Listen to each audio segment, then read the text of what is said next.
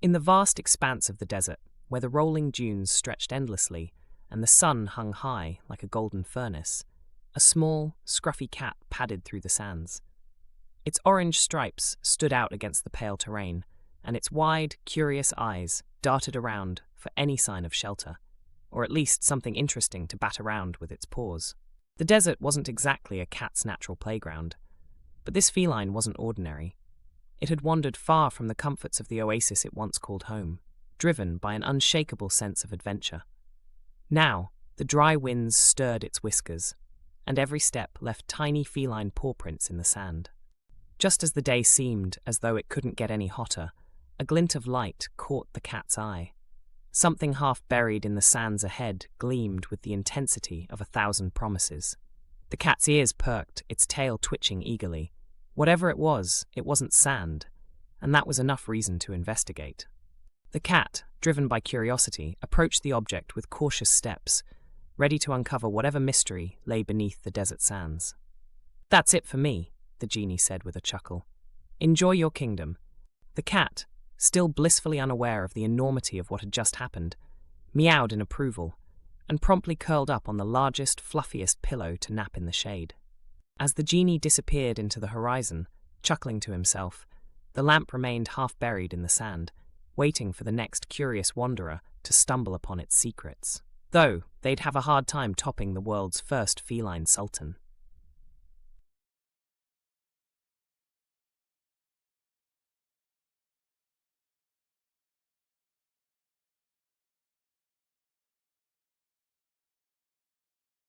In the midst of a vast desert, a genie had been freed from an ancient lamp by an unlikely rescuer. The genie, bemused by this unexpected scenario, offered the cat 3 wishes. Yet, the feline seemed more intrigued by the swirling smoke than the genie's words. Mistaking the cat's playful antics for its first wish, the genie summoned a cascade of twinkling yarn balls and squeaky mice, raining down onto the desert sands. The desert echoed with the genie cleared his throat to remind the feline of its remaining wishes, while the genie floated above. Yet the cat was far too engrossed by the scene its newfound treasures to care. The closer the cat approached, the more peculiar the object appeared. It was an old bronze oil lamp, its curves ornate, and its spout just barely visible beneath a thin layer of glittering dust. Of course, the cat had no idea what it truly was. To the feline, it was just another toy in a world full of toys. And then, it happened. A puff of smoke erupted from the lamp, twisting and swirling until it formed the shape of something extraordinary, a glowing, pulsating figure.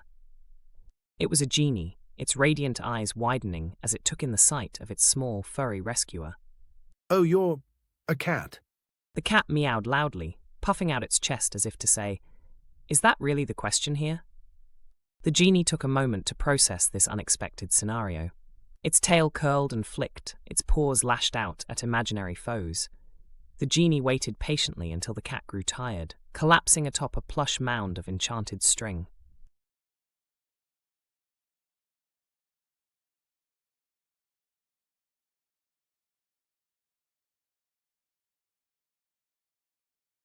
"What next?" the genie asked. "A lifetime supply of fish? A castle full of sunbeams? Come on, give me something." The cat's ears flicked, but only because it had just spotted the lamp again.